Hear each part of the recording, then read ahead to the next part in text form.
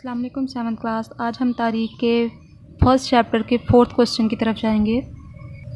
First chapter है इसका मुगलिया सल्तनत की बुनियाद और क्वेश्चन इसका है 4th वाला, शेरशाह सूरी के कैसे इक़्तिदार में आया, उसने अपनी हुकूमत को कैसे मुस्तहकम किया। पेज नंबर 15 to 17 इसका आंसर है। पेज नंबर 15 पे यहाँ से शुरू हो रहा है शेरशाह सूरी का इक़्तिदार में आना। यहाँ से हेडिंग भी शामिल होगी इसमें। यहाँ से लेके नेक्स्ट पेज पे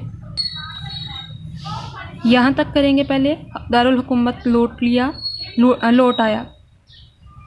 उसके बाद ये जो इसका पॉइंट है कालिंजर की फतह, ये काट देना पॉइंट, ये नहीं करना हमने इस क्वेश्चन में। नीचे वाला ये वाला पॉइंट करना है, इस क्वेश्चन में शामिल होगा। शेरशाह सूरी के इंतज़ामी इस्लाहात, यहाँ से लेके पेज नंबर 17 के ऊपर वाले पैराग्राफ में ताहम फ़ैसला खुद करता था, यहाँ तक 4th लॉन्ग क्वेश्चन का आंसर होगा।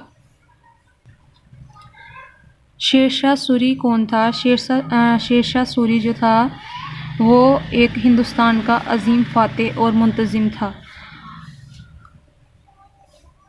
इसका असल नाम फरीदान था, जो 1486 ईस्वी में पैदा हुआ। ये किस तरह इक़्तिदार में आया? इक़्तिदार कहते हैं ताकत को, कुदरत को, एख्तियार को। हुमायूं की जलावतनी के बाद शेरशाह बंगाल, बिहार, जौनपुर, दिल्ली और आगरे का वाहिद हुक्मरान था। मतलब जब हुमायूं को जलावतन कर दिया गया, वतन से निकाल दिया गया, तो उसके बाद शेरशाह जो था वो अकेला इन तमाम इलाकों का हुक्मरान था। मगर इसे अपनी सल्तनत को मतवक्का खतरात से महफूज रखने और इस्तेहकाम देने के लिए, मतवक्का कहते हैं जिसकी उम्मीद हो, जिन खतरात की उसे उम्मीद हो कि ये खतरा उसके ऊपर लाहक होने वाला है, उनसे महफूज रखने। इस्तेहकाम कहते हैं मजबूती को, और उसे महफूज रखने और उसे मजबूती देने के लिए मज़ीद फतूहात कहते हैं मतलब जंग को लड़ना, जीतना, फ़तह हासिल करना की ज़रूरत महसूस हो रही थी। उसने सबसे पहले पंजाब को फ़तह किया। उस वक्त यहाँ पर हुमायूं के एक भाई की हुकूमत थी। दरियाए जेहलम के पार गखड़ों ने बड़ा उद्यम मचा रखा था। उद्यम मचाना मतलब उन्होंने बहुत शोर मचा रखा था, और ये मुग़लों के तरफ़दार थे, मुग़लों की हमायत करने वाले थे। इनको कंट्रोल में रखने की गर्ज से शेरशाह ने जेहलम के करीब रोहतास के मुकाम पर एक बहुत बड़ा किला तामीर करवाया। इस किले पर 50,000 सिपाही मुतय्यन किए, मतलब 50,000 सिपाही जो थे वहाँ पर मुतय्यन कर दिए थे।